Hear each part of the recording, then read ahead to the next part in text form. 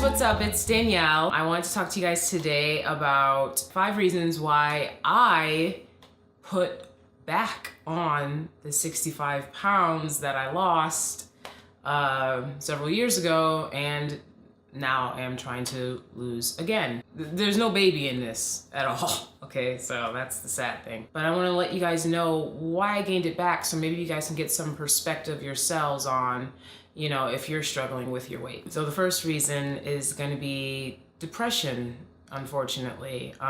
You know, I was in a, to put it very, very lightly, in a bad funk, you know? When you're in a bad place, you're not gonna wanna have a salad with balsamic vinaigrette. You're not gonna wanna eat like that. Usually when you're depressed or in a funk or anything like that, your weight will fluctuate, whether it's you lose your appetite and you lose a lot of weight, which has also happened to me before, or you just feel like eating everything in sight, which is what usually happens to me. Okay. Number 2 reason why I gained 65 pounds in a year is because of my environment. Not everyone lives in an environment where they can make a smoothie. I know that like thin people don't believe this to be true, but it is true because I couldn't surround myself with healthy food, just eating what was available, and what was available was not healthy. Reason number 3, my culture of food.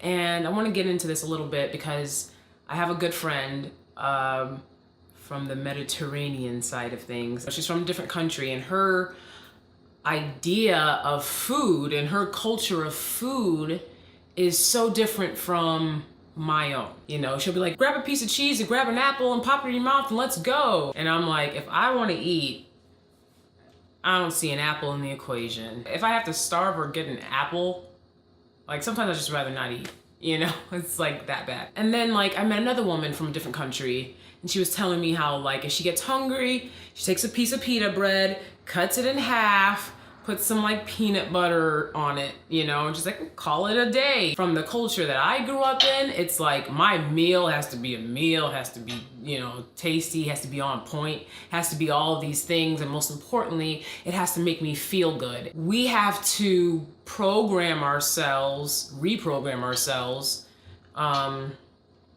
so that we're not dependent on food to entertain us. Food should not entertain you. And I'm not, you know, a health nut, you know, because unfortunately it does still entertain me. But everything that goes in my mouth doesn't entertain me and doesn't have to. That's the different place that I'm at right now compared to where I was. Everything I ate, you know, I was like, it has to make me feel a certain way. Food should be making you feel a certain, it's not a person. It's not even a relationship. You shouldn't have a relationship with food. Scratch relationship with food. That's giving food too much power. I've heard a lot of people say, and I might even said it myself in the heyday, that like food is a friend and you know you can lean on food and food's always there for you. No, it's not.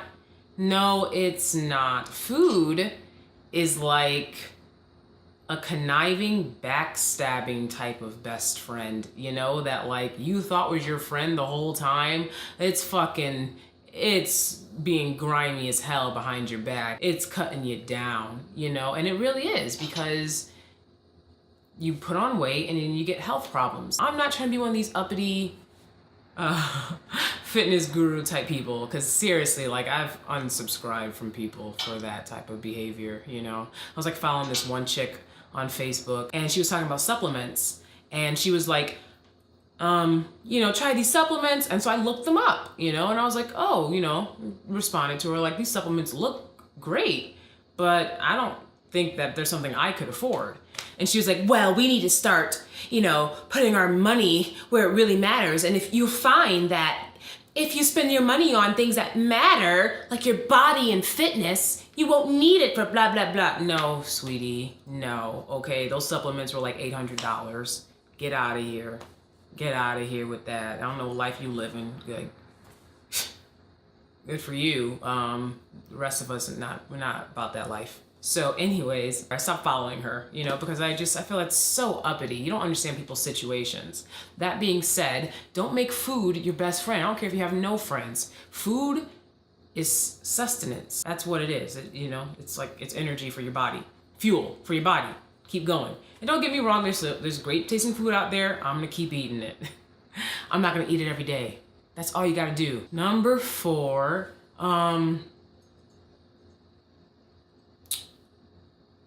it's because food tastes good.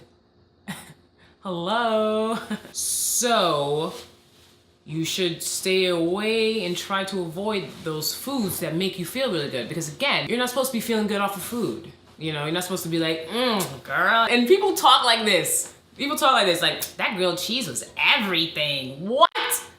A grilled cheese sandwich was everything to you? What do you have going on? Grilled cheese. Hashtag it's everything. Okay. Don't do that. I'm gonna give you an example of what you can do if you're a type of person that's like me, that's like, food tastes good. Try to make 50% of what you eat be the food that you know tastes good, okay? Start at 50, you know? And then make sure that 50% of what you eat isn't because it tastes good.